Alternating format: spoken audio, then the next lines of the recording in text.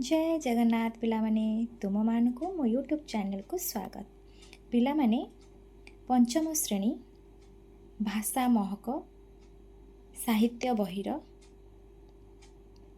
प्रथम पाठ गच्छ कहानी आमे पूर्व वीडियो रे एही पद्यटी को आवृत्ति करी सरल भाव बुझीथिले। आज आमे गच्छ कहानी रो प्रश्न उत्तर आलोचना करिबा। पिलामाने मन देई भल से शुणिब बुझिब। चलो एबे आमे क्वेश्चन गुडी को आलोचना करनबा। कौन हेबो उत्तर?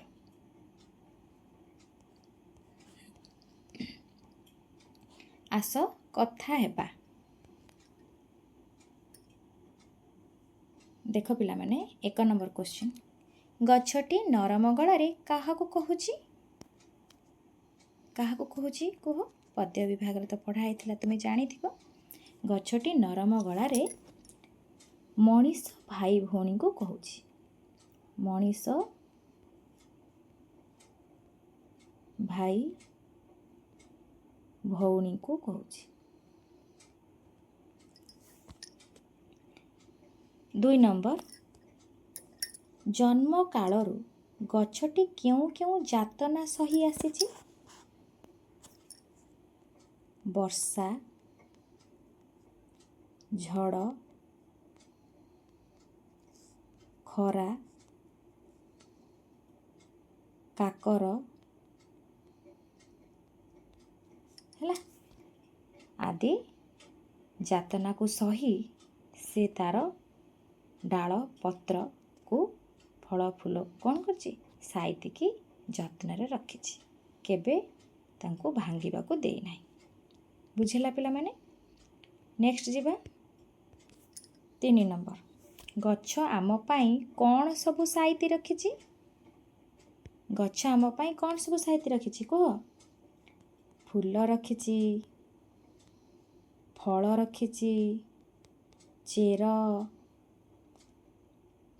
बकल, आउ कौन कह? छाई, औषध है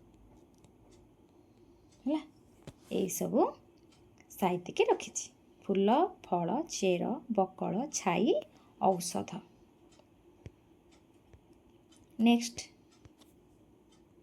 4 रे, गच्छर भाषा रे आमे काहाकू मूल मंत्र करिबा उचित?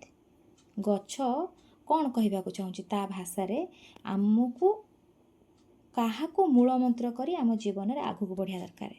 आमर कर्म को से कहूची, आमर कर्म को मूल मंत्र करी आगु को बढ़िबारे अछि।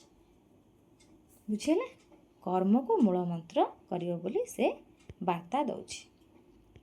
नेक्स्ट 5 नंबर, कौन न करिबा को गच्छटी अनुरोध करिछि? तो पिला माने कौन न करिबा को गच्छटी अनुरोध करिछि? निज कर्म पथरे केबे हेले अवहेला करिबो नाही। निज कर्म पथरे हेला निज कर्म पथरे केबे अवहेला करिबो नाही, ता सहित गच्छ न काटिबा को अनुरोध करिछि। बुझिएला?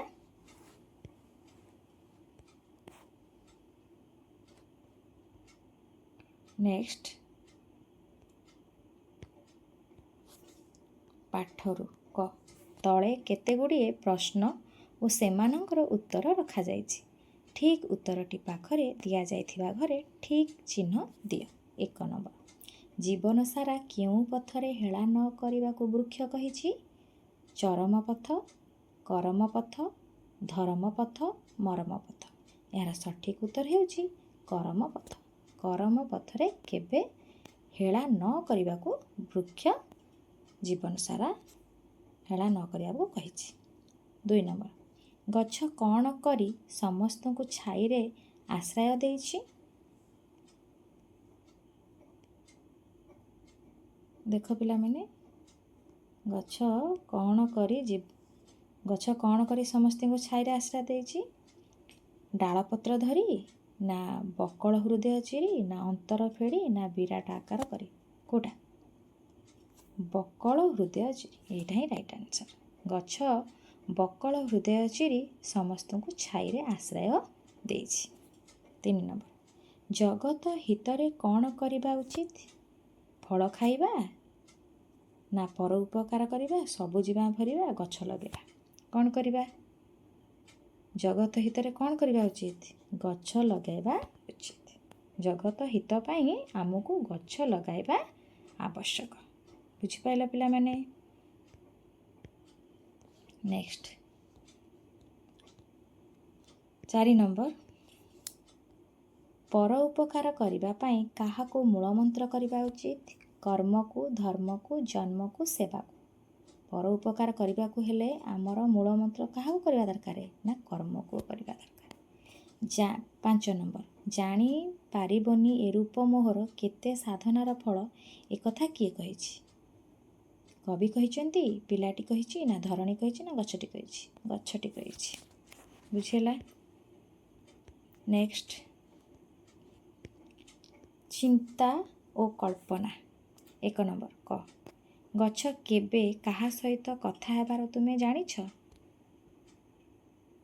ତମେ କେବେ ଦେଖିଛ କି ଗଛ କାହା ସହିତ କଥା ହେବାର?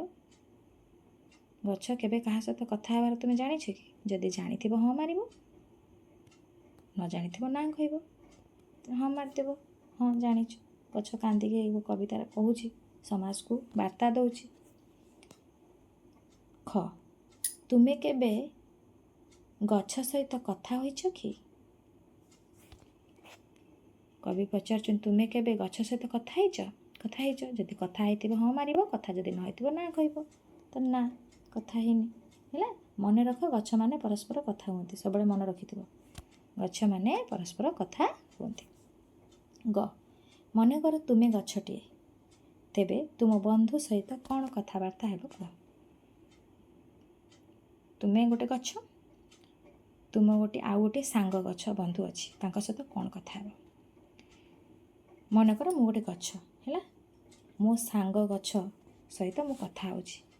ମୁଁ ତାକୁ କହୁଛି, ବନ୍ଧୁମାନେ ଶୁଣ, ମଣିଷମାନେ ଆମକୁ କେତେ ଆମର ଯତ୍ନ ନେଉଛନ୍ତି, ଆମକୁ ଲଗାଉଛନ୍ତି, ପାଣି ଦେଉଛନ୍ତି, ଆମର ଭଲ ମନ୍ଦ ବୁଝୁଛନ୍ତି। ଆମ ଉପରେ ସୂର୍ଯ୍ୟକିରଣ ଠିକ୍ ଭାବରେ ପଡ଼ୁଛି କି ନାହିଁ ତାକୁ ମଧ୍ୟ ତଦାରଖ କରୁଛନ୍ତି। ଆମ ପତ୍ର, ଡାଳରେ, ଗଛରେ, ଚେରରେ କେଉଁଠି ପୋକ କ'ଣ ଲାଗୁଛି କି ନାହିଁ, କି ରୋଗ ଧରିଛି କି ନାହିଁ, ଆମର ଯତ୍ନ ନେଉଛନ୍ତି। ସେଥିପାଇଁ ଆମେ ସେମାନଙ୍କର ଉପକାର କରିବା। ଆମକୁ ସେ ଆମର ଯତ୍ନ ଏତେ ନେଉଛନ୍ତି, ଆମେ ମଧ୍ୟ ତାଙ୍କର ଉପକାର କରିବା। ଏଇ ବିଷୟରେ ତୁମେ କଥା ହେଇପାରିବ ତୁମର ସାଙ୍ଗ ଗଛ ସହିତ। 2 ନମ୍ବର, ଦେଖ, ନରମ ଗଳାରେ ଗଛଟି କହଇ, ଶୁଣରେ ମଣିଷ ଭାଇ, ଫଳ ଖାଇବାକୁ ବଳାଉଛ ମନ, ଆପତ୍ତି ମୋର ନାହିଁ। ଗଛ ନରମ ଗଳାରେ, ଏଟା ତ ବୁଝେଇଛି ପଦ୍ୟ ବିଭାଗରେ। ନରମ ଗଳାରେ ଗଛଟି ତାର ମଣିଷ ଭାଇଙ୍କୁ କହୁଛି ଯେ ଫଳ ଖାଇବାକୁ ବଳାଉଛ, ଯଦି ଇଚ୍ଛା କରିଛ ଫଳ ଖାଇବା ପାଇଁ ଖାଅ, ମୋର ଆପତ୍ତି ନାହିଁ। ତାପରେ ନେକ୍ସଟ ଦେଖ ପିଲାମାନେ, ଉପରେ ଲିଖିତ କବିତାରେ ଧାଡ଼ିରେ ଗଛଟି ମଣିଷମାନଙ୍କୁ ତା ଦୁଃଖ କଥା ଜଣାଉଛି, ଶେଷରେ ଗଛ ଲଗାଇବା ପାଇଁ ଆମକୁ ଶପଥ କରାଉଛି। ତାପରେ ଖ ଦିନେ ସକାଳେ ତୁମେ ବୁଲୁଥିବା ବେଳେ ହାତୀ ଛୁଆଟିଏ ଯାଉଥିବାର ଦେଖିଲ। ହାତୀ ଛୁଆଟି ତୁମକୁ ଦେଖି ଅଟକିଗଲା, ତୁମେ ବି ଅଟକିଗଲ। ପରସ୍ପର କିଛି ସମୟ ଚାହିଁଲ, ଧୀରେ ଧୀରେ ତୁମ ଭିତରେ ବନ୍ଧୁତା ହେଲା, ତୁମେ ଦୁହେଁ କଥାବାର୍ତ୍ତା ହେଲ। ତୁମେ ଦୁହେଁ କ'ଣ କଥାବାର୍ତ୍ତା ହେଲା, ବନ୍ଧୁ ମୂଳରେ ଆଲୋଚନା କର। ଆଚ୍ଛା, ତୁମେ ଦିନେ ବାଟରେ ଯାଉଥିଲ, ଗୋଟେ ହାତୀ ଛୁଆକୁ ଦେଖିଲ, 2 ଜଣ ଦେଖାଦେଖି ଅଟକିଗଲ, ଚାହାଁ ଚାହିଁ ହେଇ ତୁମ ଭିତରେ ବନ୍ଧୁତା ହେଲା। ତାପରେ ତୁମ ଭିତରେ କ'ଣ କଥୋପକଥନ ହେଇଛି ତୁମେ ସାଙ୍ଗକୁ କହୁଛ, ଏଇଭଳିଆ ମୁଁ ଯାଇଥିଲି ଦେଖିଲି, ହେଲେ କ'ଣ କଥାବାର୍ତ୍ତା ହେଲା ସେଇଟା କୁହ। ଧର ମୁଁ ରାସ୍ତାରେ ଯାଉଛି, ରାସ୍ତାରେ ଯିବା ବେଳେ ମୁଁ ଗୋଟେ ହାତୀ ଛୁଆଟିକି ଦେଖିଲି। ହାତୀ ମାନେ ବଡ଼, ମୁଁ ହଠାତ୍ ଦେଖିକି ଡରିଗଲି। ଡରିଗଲି ଯେତେବେଳେ, ଡର ମୁହଁ ମୋର ଦେଖିକି ହାତୀ ଛୁଆଟି ମୋ ପାଖକୁ ଆସିଲା, ତା ଶୁଣ୍ଢରେ ମୋ ମୁଣ୍ଡରେ ଏମିତି ଆଉଁସି ଦେଲା ଯେତେବେଳେ, ମୋତେ ଟିକେ ଖୁସି ଲାଗିଲା। ମୁଁ ତା ଶୁଣ୍ଢକୁ ଧରି କ'ଣ କଲି, ଗେଲ କରି ପକେଇଲି। ସେ ମୋତେ ଦେଖି ଚାହିଁଲା। ମୁଁ ବି ତାକୁ ଦେଖି ଚାହିଁଲି। ମୋତେ ଆଉ ଡର ଲାଗିଲାନି ସେତେବେଳେ, ମୋତେ ବହୁତ ଖୁସି ଲାଗିଲା। ସେ ମୋତେ ଗେଲ କରୁଛି ମାନେ ମୁଁ ବି ତାକୁ ଗେଲ କରିଦେଲି। ସେଠୁ କିଛି ଖାଇବା ଜିନିଷ ପତ୍ର ହେଉ ଘାସ ହେଉ ଆଣିକି ତା ଶୁଣ୍ଢରେ ଦେଲି, ପାଟିରେ ଦେଲି। ସେ ଖାଇଲା। ସେ ଖାଇ ବହୁତ ଖୁସି ହେଲା। ସେଠୁ ହାତୀ ଛୁଆଟି କହିଲା, ଆଜିଠାରୁ ତୁମେ ମୋର ବନ୍ଧୁ। ମୁଁ ବି କହିଲି, ହଁ ଠିକ୍ ଅଛି, ତୁମେ ମୋର ବନ୍ଧୁ। ଏଇଭଳିଆ କଥାବାର୍ତ୍ତା ଆମେ ହେଲୁ। ମୁଁ ମୋର ପଳେଇ ଆସିଲି, ସିଏ ବି ବଣକୁ ପଳେଇଲା। ହାତୀ ଛୁଆଟି କହିଲା, କାଲି ମଧ୍ୟ ଆସିଲେ ଆମେ ଦେଖା ହେବା। ଏଇଭଳି ଭାବରେ କଥା ହେବା, ବୁଝିହେଲା। ତାପରେ ନେକ୍ସଟ, ଭାବ ଓ ଲେଖ। ଭାବ ଓ ଲେଖ। 1 ନମ୍ବର, କ'ଣ କଲେ ଆମ ଧରଣୀ ହତଶ୍ରୀ ହେବ ନାହିଁ? କ'ଣ କଲେ ଆମ ଧରଣୀ ହତଶ୍ରୀ ହେବ ନାହିଁ? କୁହ। ଗଛ ଲଗାଇଲେ। ହେଲା, ଆମେ ଯେତେ ପାରିବ ଅଧିକ କ'ଣ କରିବା? ଗଛ ଲଗାଇବା। ଗଛ ତା ଜୀବନରେ କି ଯାତନା ସହିଛି? ଗଛ ତା ଜୀବନରେ ଖରା, ବର୍ଷା, ଝଡ଼, କାକର ସବୁ ସହିଛି। ଲେଖିବ, ବୁଝିଲା କି ନାହିଁ? ଗଛ ତା ଜୀବନରେ ବର୍ଷା, ଝଡ଼, କାକର, ଖରା ଭଳି ବିଭିନ୍ନ ଯାତନା ସହିଛି। 3ରେ, ଆମେ ସବୁ ଗଛକୁ କିପରି କଷଣ ଦେଉଛେ? କେମିତି କଷଣ ଦେଉଛେ? ନା, ଆମେ ସବୁ ଗଛର ଡାଳକୁ ଭାଙ୍ଗି ଦେଉଛୁ, ପତ୍ରକୁ ଫୁଲକୁ ଛିଡ଼ାଇ ଦେଉଛୁ, ଫଳକୁ ଖାଇ ଦେଉଛୁ, ଫୁଲକୁ ନେଇଯାଉଛୁ, ଯାହାଫଳରେ ଗଛ ବହୁତ କଷ୍ଟ ପାଉଛି। 4ରେ, ଆମ ପାଇଁ ଗଛ କ'ଣ ସାଇତି ରଖିଛି? ଆମ ପାଇଁ କ'ଣ ରଖିଛି କୁହ? ଆମ ପାଇଁ ଚେର, ଫୁଲ, ଫଳ, ବକଳ, ଛାଇ, ଅମ୍ଳଜାନ। ସବୁଠାରୁ ଇମ୍ପୋର୍ଟାଣ୍ଟ କଥା ହେଉଛି ଗଛ ଆମ ପାଇଁ ଅମ୍ଳଜାନ ଦେଉଛି। ବୁଝିପାରୁଛ ନାହିଁ? ଭେରି ଭେରି ଇମ୍ପୋର୍ଟାଣ୍ଟ କଥା। 5 ନମ୍ବର, ଗଛର ଉପକାର ପାଇଁ ତୁମେ କ'ଣ କରିବ? ଗଛର ଉପକାର ପାଇଁ ହେଲେ ଆମ ଗଛକୁ ଲଗେଇବାକୁ ପଡ଼ିବ, ଗଛର ଯତ୍ନ ନେବା, ଗଛ ମୂଳେ ପାଣି ଦେବା, ଗଛ କିଭଳି ଠିକ୍ ଭାବରେ ସୂର୍ଯ୍ୟକିରଣ ପାଇବ ତା ପ୍ରତି ସଚେତନ ହେବା, ଗଛକୁ ଠିକ୍ ଭାବରେ ସୂର୍ଯ୍ୟକିରଣ ସିଧାରେ ରଖିବା, ଗଛର ଯତ୍ନ ନେବା। ତେଣୁ ଗଛର ଯତ୍ନ ନେଲେ ଗଛ ଭଲ ଭାବରେ ବଢ଼ିପାରିବ। ଏଇଭଳି ଭାବରେ ଗଛର ଉପକାର ଆମେ କରିପାରିବା। ବୁଝିହେଲା ପିଲାମାନେ? ଚାଲ ନେକ୍ସଟ ଯିବା।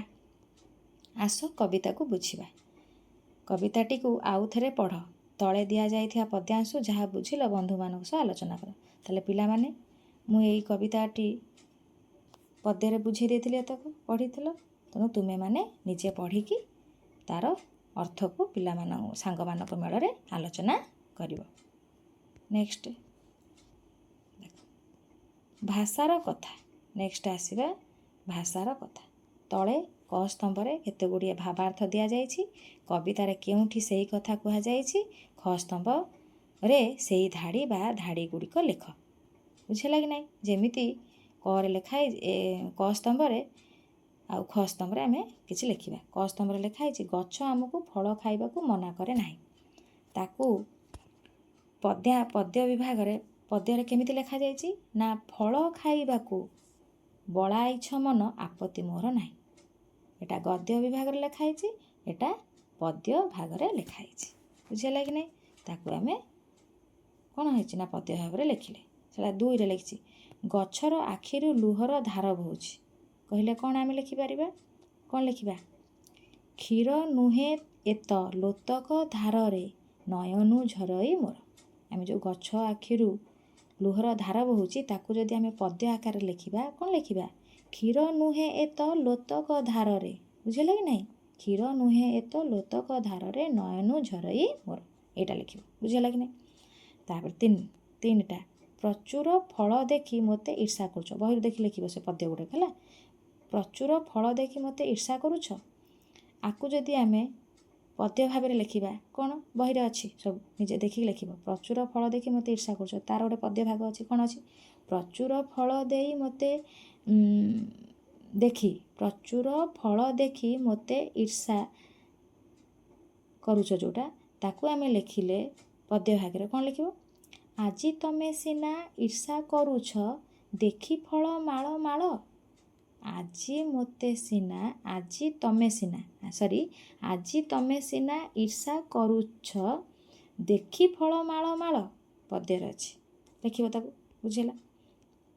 ନେକ୍ସଟ 4 ନମ୍ବର, ସାରା ଜୀବନ କର୍ମପଥରେ ରହିବ। ସାରା ଜୀବନ କର୍ମପଥରେ ରହିବ ତାର ପଦ୍ୟରେ ଲେଖିଲେ କ'ଣ ଲେଖିବା?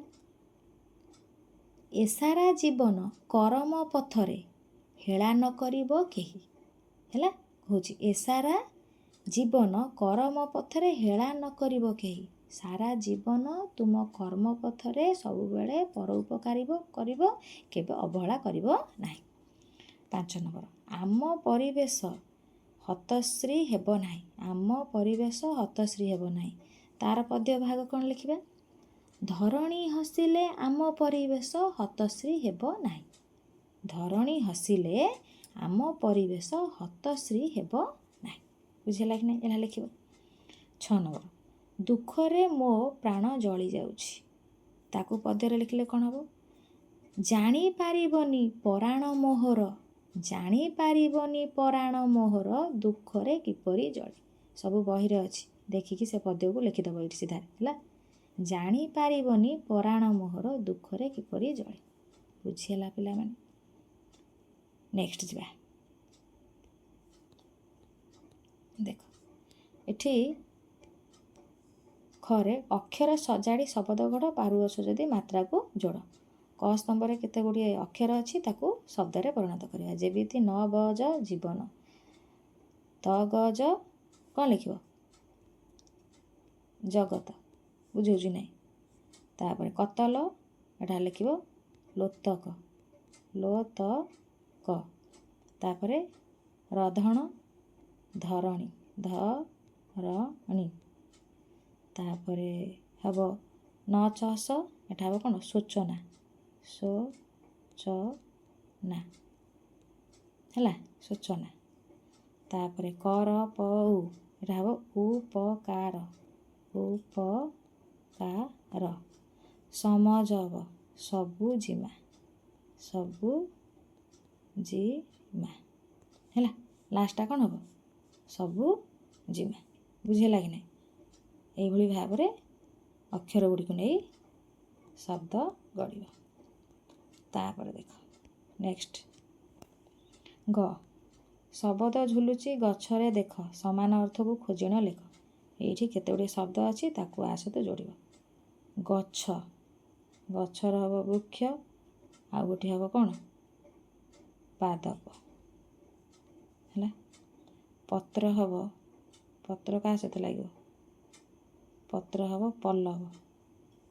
ହେଲା, ପତ୍ର ହେବ କ'ଣ? ପଲ୍ଲବ। ଲୁହ ହେବ କ'ଣ? ଲୁହ ହେବ ଲୋତକ। ଆଖି ହେବ ନୟନ, ଆଉ ଗୋଟିଏ ହେଲା ଅଶ୍ରୁ। ଦୁଇଟା ହେଇପାରିବ। ଶପଥ ହେବ, ଶପଥ, ଶପଥ ହେବ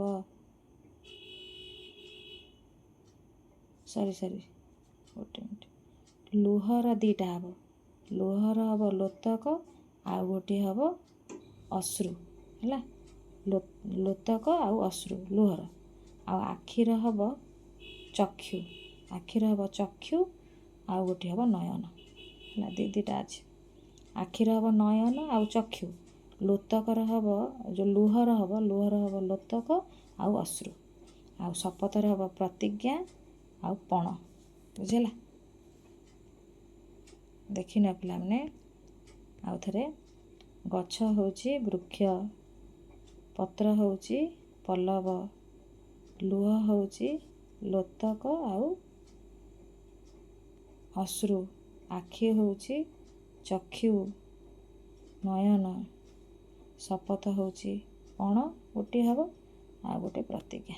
ହେଲା, ବୁଝିପାରିଲ ତ? ନେକ୍ସଟ ଯିବା। ଘ, ତଳେ କବିତାର କିଛି ଅଂଶ କ ଓ ଖ ସ୍ତମ୍ଭରେ ରହିଛି। କବିତାକୁ ମନେ ପକାଇ ସଂକ୍ଷେପ ପଦକୁ ଯୋଡ଼। ପଦକୁ ଯୋଡ଼ିବା।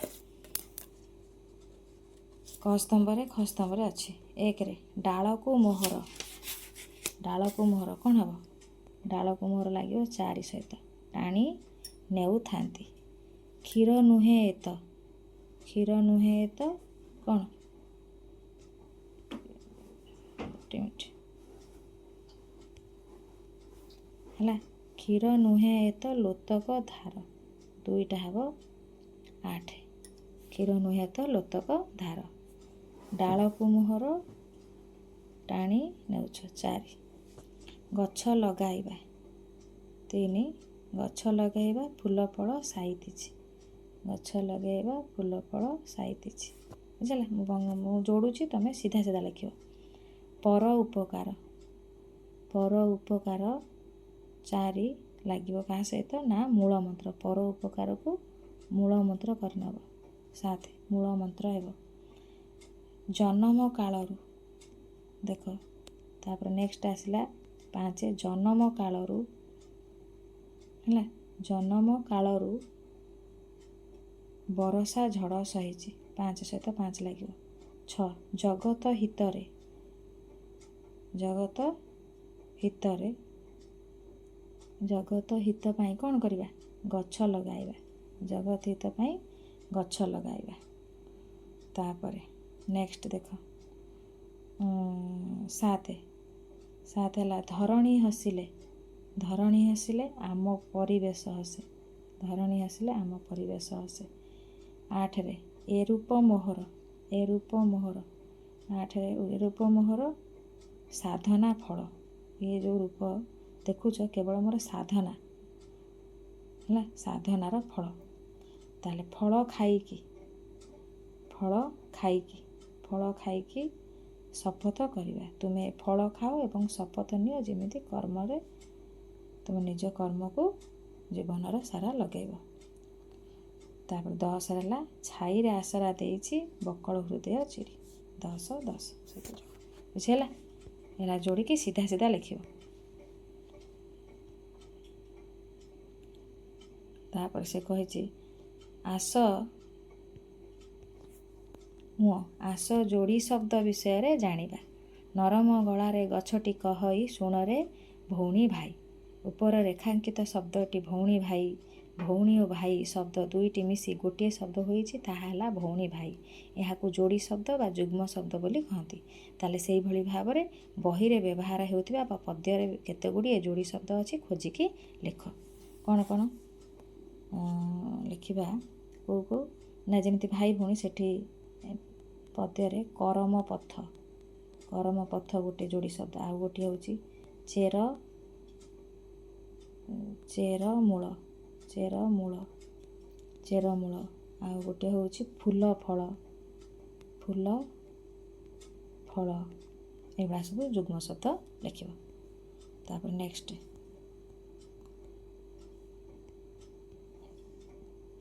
ପଦ୍ୟ ରୂପରୁ ଗଦ୍ୟ ରୂପ। ଧରଣୀ ହସିଲେ ଆମ ପରିବେଶ ହେବ ନାହିଁ ହତଶ୍ରୀ। ରେଖାଙ୍କିତ ପଦ୍ୟଟିକୁ ଦେଖ, ଏହା ହେଉଛି ପଦ୍ୟରେ ପ୍ରକାଶିତ ରୂପ, ଏହାର ଗଦ୍ୟ ରୂପ ହେଉଛି ହତଶ୍ରୀ। ହତଶ୍ରୀ ହେଉଛି ପଦ୍ୟ ରୂପ, ହତଶ୍ରୀ ହେଉଛି ଗଦ୍ୟ ରୂପ। ସେଇଭଳି ଭାବରେ ଏଠି କିଛି ଯେଉଁ କବିତାରେ ବ୍ୟବହାର ହେଉଥିବା ପଦ୍ୟ ରୂପ ଲେଖିବା, ତାର ଗଦ୍ୟ ରୂପ ଲେଖିବା। କ'ଣ କ'ଣ ବ୍ୟବହାର ହେଇଛି ଦେଖିବା। ହତଶ୍ରୀ ହେଉଛି ପଦ୍ୟ ରୂପ ଆଉ ହତଶ୍ରୀ ହେଉଛି ଗଦ୍ୟ ରୂପ। ତାହେଲେ ସେଇଟା ଲେଖିବା ପରିଜନ୍ତ, ପରିଜନ୍ତ, ପରିଜନ୍ତ ହେଉଛି ପଦ୍ୟ ଆଉ ଗଦ୍ୟ ହେଉଛି ପର୍ଯ୍ୟନ୍ତ, ପର୍ଯ୍ୟନ୍ତ ହେଲା। ତାପରେ ଆସିଲା ମନ୍ତର, ମନ୍ତରଟା ହେଲା ମନ୍ତ୍ର। ବୁଝିଲା କି ନାହିଁ? ତାପରେ ନେକ୍ସଟ କରମ, ଏଟା ହେଉଛି କର୍ମ। ତାପରେ ଆସିବ ପରାଣ, ପ୍ରାଣ, ପରାଣ ଯେଉଁଟା ସେଟା ପ୍ରାଣ। ଜନମ, ଜନ୍ମ। ଏଇଭଳି ଭାବରେ ବହୁତ ଗୁଡ଼ିଏ ପଦ୍ୟ ଅଛି। ବରଷା, ବର୍ଷା, ଏଟା ଗଦ୍ୟ, ଏଟା ପଦ୍ୟ। ପତର, ପତ୍ର, ତାପରେ ଇରିଷା, ଈର୍ଷା, ଈର୍ଷା ହେଲା, ବୁଝିହେଲା। ଏଇଭଳି ଭାବରେ ପଦ୍ୟ ଶବ୍ଦ ଅଛି ଏବଂ ତାହା ଗଦ୍ୟ ଶବ୍ଦ ଅଛି, ବୁଝିହେଲା। ତାହେଲେ ପିଲାମାନେ ଆମେ ଗଛ କାହାଣୀର ପ୍ରଶ୍ନୋତ୍ତର ଆଲୋଚନା କରିନେଲେ। ପିଲାମାନେ ଏ ଭିଡ଼ିଓଟି ଭଲସେ ଦେଖିବ, କ୍ୱେଶ୍ଚିନ୍ ଆନ୍ସର୍ ଗୁଡ଼ିକୁ ଭଲସେ ପଢ଼ିବ, ମନେ ରଖିବ ଏବଂ ଖାତାରେ କରିନେବ। ଭିଡ଼ିଓଟି ଭଲ ଲାଗିଥିଲେ ଲାଇକ୍ କରିଦେବେ ଏବଂ ଚ୍ୟାନେଲରେ ନୂଆ ଥିଲେ ସବସ୍କ୍ରାଇବ୍ କରିଦେବେ। ନିଶ୍ଚିନ୍ତ ଭାବରେ ଯାହା ଭିଡ଼ିଓ ସବୁ ମୁଁ ଅପଲୋଡ଼ କରିବି ତାହା ତୁମେମାନେ ପାଇପାରିବ। ଧନ୍ୟବାଦ।